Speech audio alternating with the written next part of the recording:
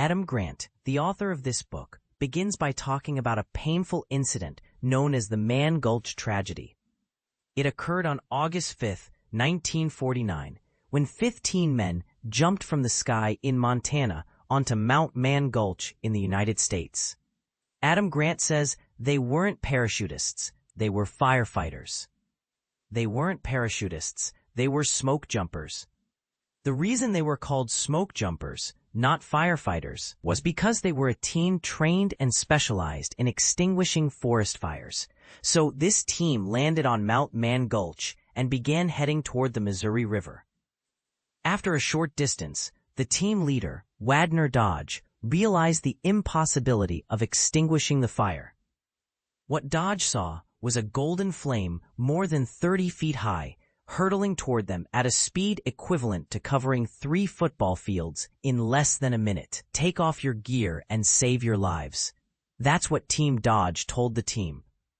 The team, my friend, received the order at 5:45 p.m., and they turned around and started climbing toward the top of Man Gulch. You know, my friend, climbing is much harder than descending. And just minutes later, tragedy struck. The rescue team lost contact. When they arrived in the morning, they found a watch belonging to one of the burned members of the team. It had been manually set. It had stopped at 5 minutes and 56 seconds. That is, within 11 minutes of receiving the order from the foreman, disaster struck. And in those 11 minutes, my friend, something unforgivable happened. He's going to give us one of life's greatest lessons. Part 1 of the explanation of the book Think Again, written by Adam Grant in this video. I'm waiting for you in this video. Make yourself a cup of coffee or your favorite beverage, and let's enjoy. And welcome, my beautiful friend, to the Wake Up Stick channel.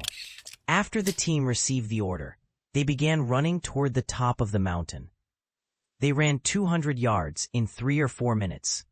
As soon as the leader realized this, he stopped running.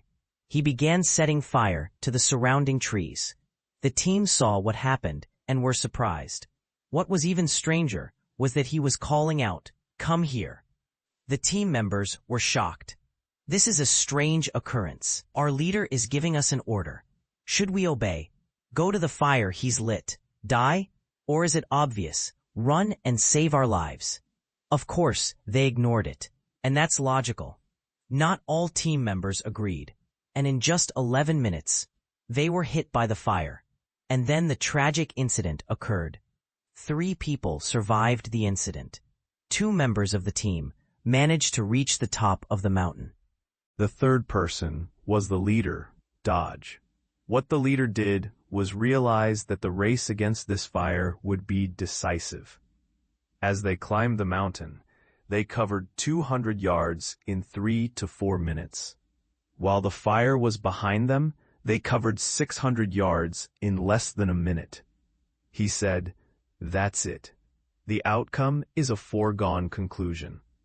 So he started setting fire to the surrounding trees, taking several fire extinguishers with him. He began putting them out. What he was doing was trying to cut off the fuel to that fire.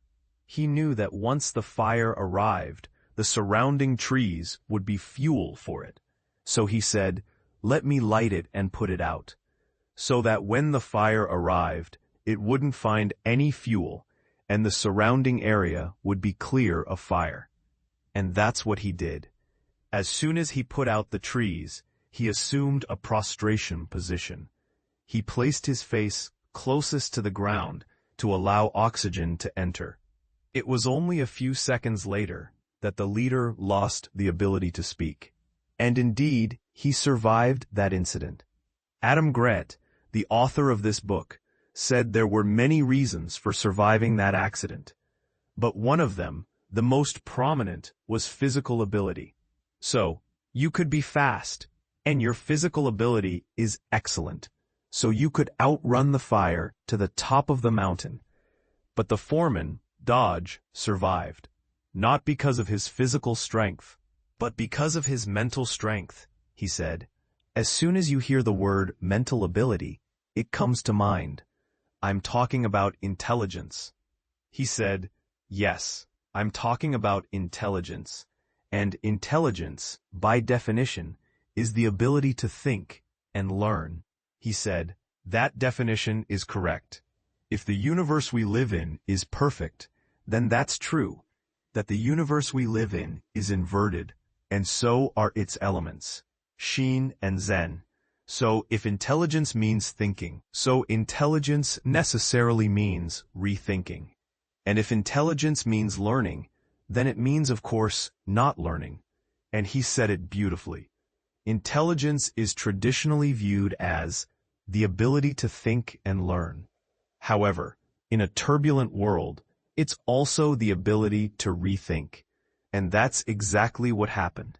At that moment, that ignited the fire, and he was calling for the team. From here, the team, when they saw this situation, it was against everything they believed in, and everything they'd learned it before. And they are firefighters. The things they've learned is it that they put out fires, not light them, and their ideas and their beliefs to escape the fire. It's to run away from it, and not to go into the fire.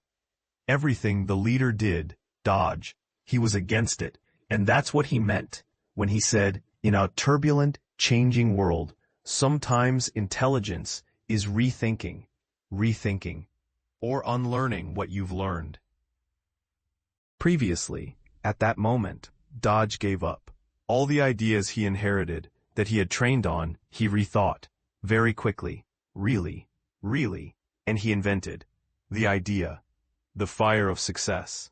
And one of the survivors, when he testified, during the interrogation, and during the investigation, this is what happened after the incident. Under oath, he said, "We didn't learn anything in our training. It's called the fire of success." And by the way, he was saying that.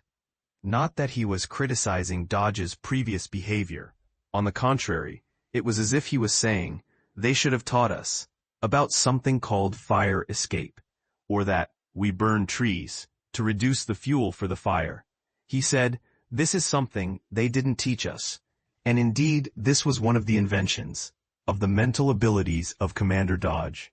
At that moment, of course, what this foreman did is miraculous in every way. What does the word mean? Do you know to what extent there are books written that talk about and study this incident, especially the foreman's behavior? Come on, let me tell you why this event that happened in those 11 minutes is one of life's greatest lessons. Adam Grant says, imagine that you are taking a multiple choices test, like the aptitude tests, for example. He says, as soon as you finished solving the test, you began to doubt one of the answers, that this is the answer. I think I chose the wrong one. 3/4 of the students who go through this situation believe that changing the answer will affect the result negatively. They believe that if they change the answer, they will change us from the correct answer to the wrong answer. These are 3/4 of the students. Of course, despite this belief, some of them change the answer, and some of them do not. 3 psychologists tell you that they reviewed 33 studies. They did not conduct them, but they reviewed them. And they discovered that in all 33 studies, most of the students who changed their answers from the wrong answer to the correct answer. He told you that this is a phenomenon called the first instinct fallacy. This phenomenon is that you feel that changing your first choice is painful, and you believe that changing this choice will be a change from right to wrong. And psychologists in Illinois conducted a study on this topic as well. They reviewed the test papers of more than 1,500 students.